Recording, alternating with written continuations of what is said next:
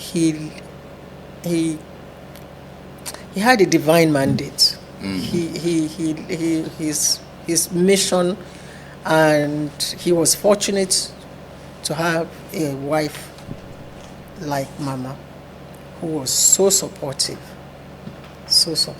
Mama had a lot of influence on him? She did.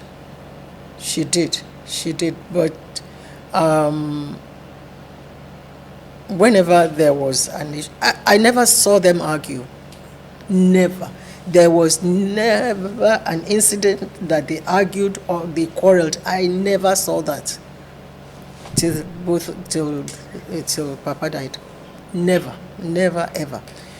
But Mama had a beautiful strategy. Beautiful.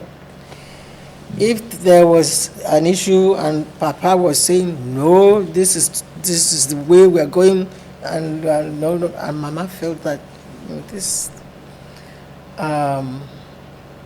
she would let it go. Maybe a day or two later, she would now introduce it in a roundabout. She was the perfect woman, Mama. She would introduce it in the roundabout way, and by the time Papa agreed to her position, he wouldn't even know what happened. When I was a medical student and I was going into clinicals, the first 2 years you do anatomy, physiology, biochemistry, and that was just classwork. And then after that, you go into clinicals. And I studied in Bristol, in England. And those clinicals were in different hospitals. You had to travel to different hospitals for medicine, for surgery, for pediatrics, for psychiatry. You just kept traveling, and it wasn't easy. Mama came to visit me and thought, this isn't easy. You need a car. So when I came home on holiday, Mama said she needs a car. She can't be traveling to all those far-flung places on public transport. And Papa said, no. She's too young to have a car. So Mama said, okay. So Mama surreptitiously made arrangements to buy me a car in the UK, a brand new car. She bought it, and then when Papa came to visit, I think it was my final year.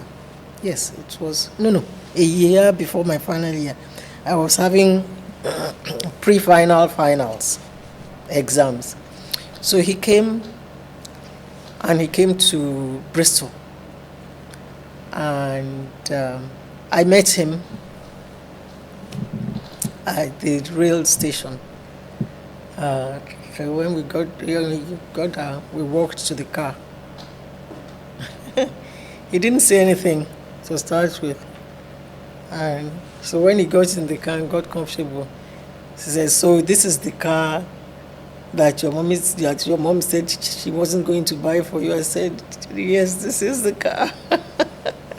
And we laughed it off. He was...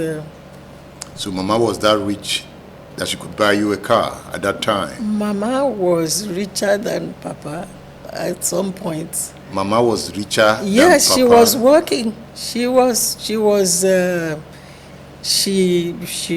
an entrepreneur of the deepest dye. Mama would do it. She sewed those dresses that she was seamstress, she was textile, she sold vehicles, she did everything. She was a businesswoman. She was a businesswoman. So when the crisis came, thank God, she was a businesswoman. When the crisis came, she actually loaned money to the Action Group at some point, because I saw references to that in some of the letters that Papa wrote to her from the prison. In one of them, Papa was saying, don't ask for that money back, because, you did what you needed to do and all of that. And she kept the home front running as well. Because when the situation got really bad, and Papa felt that my sister, Mrs. Chode, and I,